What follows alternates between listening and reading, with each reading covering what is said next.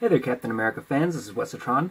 Today we're going to be taking a look at Hasbro's Captain America Infinity Legends Winter Soldier action figure. This is from the new Captain America the Winter Soldier movie, which is debuting, I think, at the end of this week, which is awesome. I'm very excited about this flick, so I was very excited to get my hands on this figure. The figure itself is okay. There's things I like about it and things that I really don't like about it. But overall, he's not awful. I haven't 100% decided if I'm keeping this figure just yet, but we can get to all that. So the big thing about him that sort of irritates me has nothing to do with sculpt or paint or anything like that. It's articulation.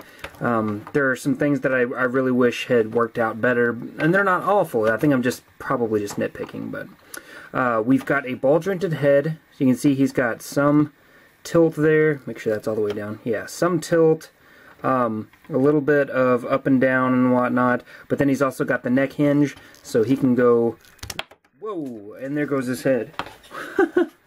Yeah, this joint is very tight on his neck for some reason. So neck can go down about that far, very nice, and can go back pretty far except where the hair meets the collar. If you push back too far, it will pop the head off. So not bad range of motion on the head. It works pretty well for sniper poses and everything. We've got swivel hinge shoulders. So the hinges actually go very far up. I believe that's on both sides. Yeah, they go very far up, which is very cool. Swivels in the biceps. Double hinge in the elbows. This is one of the points that I wish had been a little better. His first point only gets about that much range, which is pretty much nothing. And the second point brings it up to about there. So it's enough to kind of do semi-convincing sniper rifle poses, but not enough to really touch his shoulder or anything like that. This one, I believe, has, yeah, a little bit better range. They just didn't, see, he can almost touch his shoulder with that one. They just didn't cut this joint high enough into the arm to actually make this useful as the first point of articulation.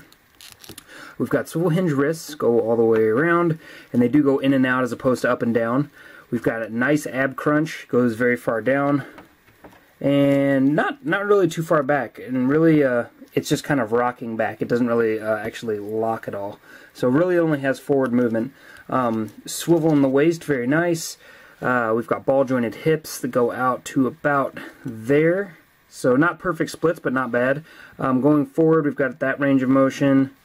Back, a little blocked by the butt pack, but not too bad. And then swivels in the tops of the boots, or I'm sorry, in the tops of the thighs. And we've got our first point, so we have double hinge knees. First point gets you about 90 degrees, very close. Second point will take you about that far back. They could have cut this a little deeper into this part to give that better range. The real big disappointment for me is that the boots do not swivel, which is really stupid because they are a different plastic. This isn't like painted plastic, or this isn't painted plastic and it's one solid piece. This is an extra piece of plastic glued on to this. So for that purpose, why wouldn't you just go ahead and put a swivel there? If you were going to be attaching it anyway, it would save the cost of the glue, and it would add a rotation point that would make the ankles more effective. But they didn't do that, which is very odd. I'm not sure why. We have swivel hinges in the ankles that are the typical rocker style that Hasbro's been doing. You got very far back motion. However, the front, again, they didn't leave enough clearance in the joint, so it only goes from vanilla to about there. It does not push up any further than that. Like, this is standard, it goes up to there, which makes it very difficult when you're trying to do complex sniper poses, or even just take a knee. Like, when you try and, put his leg up like this, and you try to move that foot forward, it only goes forward that far, which means you cannot get a nice flat foot there. I mean, good news is you've still got this great rotation point here, but it's not really going to matter if you can't do anything, forward with the ankle. So really, in terms of articulation, that's really like my biggest gripe with this figure, is just that he's got great articulation, it's just not utilized very well. There's a lot more they could have done to make the articulation he already has better than it is. So let's go ahead and zoom in and get a look at his accessories and his details. Now up close you can clearly see why articulation is my biggest beef with this guy, because the sculpt and paint are actually really quite nice. You can see On the face mask itself, we've got a nice, like, kind of tan, dark tan leather type look. They did a gloss, a separate color for the goggles and for the respirator, and then kind of a flatter black for the other parts. The hair is very nicely detailed. Looks really, really good. It has those nice thick curls that you've seen in all the trailers and everything. They're not too, I guess, underdeveloped. A lot of times when they try to do curls on characters, they can seem like they're just thick and globby. These actually look very, very nicely done. I really like it. We've got the trademark star on the shoulder. Very nice detail work on the arms. I'm really glad that Hasbro decided to panel line all of that. You can see it really brings out those details. We've got, again, that great dark brown leather on the chest. This is a separate piece, a harness, and there is a button to release it to take it off. I don't know if he takes it off in the movie or if there's some kind of point to that, but, I mean, because he can't, like, slip his sniper rifle down in there or anything, so I'm not really sure what the point is. Very weird. But it's there.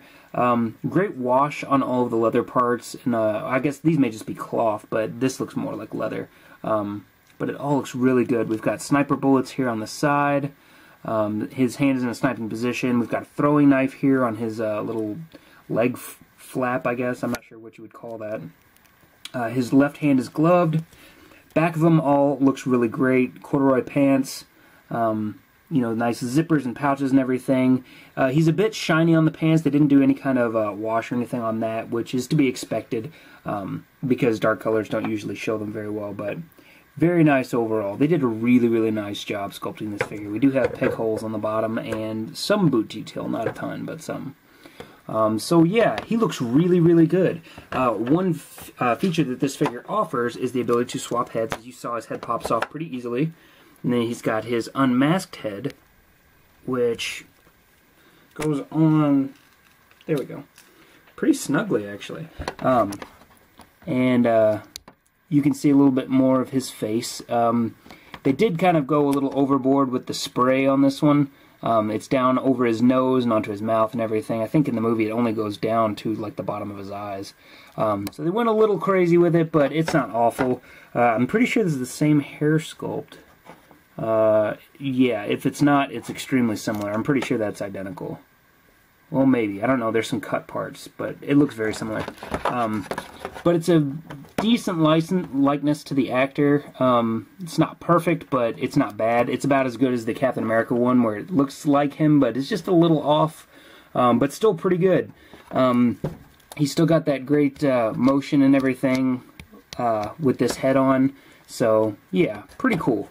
I didn't need the head, but I'm glad that they included it because, like, this one's really cool and it's probably the one I'll display him with the most, but it is nice to have this because I imagine once they get to the reveal point of this character, he'll probably have his mask off for the rest of the movie. So I may end up liking this head more, so I'm glad that they included it.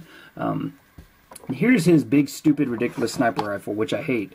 For one, Hasbro packaged it in such a way that it came really bent. It's a very soft plastic. It's bright red. Like, what's covert about that? It's really, really dumb. It's got this big, like, I guess, is this supposed to be a magazine on the side? Which you would think maybe would plug into his back somewhere, but it doesn't. So it would be really nice if this really big harness that can be taken off actually held the sniper rifle, and it would look cool. Even if it wasn't in the movie, it would look cool. But yeah, I would much rather them have replaced. This may be exactly what he uses in the movie, I don't know, but I would much rather have had the more traditional Dragunov sniper rifle, which luckily I think came with the Marvel Legends 2-pack of him and Black Widow a few years back, so I may just snatch it from that one because he had a closed fist for a left hand anyway and couldn't use it. So, yeah, not the best accessory in the world, but I do really like the swappable heads. I'm glad that they included that. Lots of great details on both heads. I just wish that they had done the paint on this one just a little bit better. Now, I actually lucked out with this guy in terms of price. When I went to my local Target and found him, he ended up ringing up for $17.99 as opposed to $19.99. So I did get a bit of a discount on him, which kind of lends itself to me keeping him. Like I said, the articulation is what bugs me more than anything because it is so present but not so useful, and that really is just an irritating thing for me. I hate it when people make bad design choices. So yeah, but for the $18 or $20 price point, you do get one of the modern articulated figures, you get the sniper rifle, you get the swappable head, and you get the dumb Mandroid leg that goes to the big shield bot. Some people might be excited about that. I'm not excited at all. I think it's silly. Yeah, I just don't like it. But as you can see, he looks really great next to Captain Rogers. Just fantastic. I love that they decided not to go with a straight blue design for this character. They brought in some browns and stuff. It says a little bit about the character, but also helps to contrast him with Steve here. So, very, very cool. Overall, I would say if you're going to like the movie, and from the ratings so far, I'm guessing most people are going to really like the movie, pick this guy up when you see him. You may not be as disappointed as I am. He's a good figure. He really is. He's just got some like nitpicks that I'm going to have to fix. I may be able to fix some of the articulation points with an X-Acto knife. So yeah, he's still a good figure. But yeah, I wouldn't pay more than $20. I know that there's some places selling him for like $22, $25. $20 is plenty for this figure. Unless he ends up being as rare as Black Widow is being right now, which is very annoying. In which case, yeah, I mean, you may have to pay a little more. I don't know. But anyway, that's it for this review. If you have any questions or comments, please throw them in the box below and I'll be glad to help you out. Thanks to all the viewers and subscribers. I really appreciate it. And thanks for everybody who comments. I really appreciate getting dialogues going about these guys. So thanks a lot. Thanks for tuning in, and I'll talk to you later. Bye.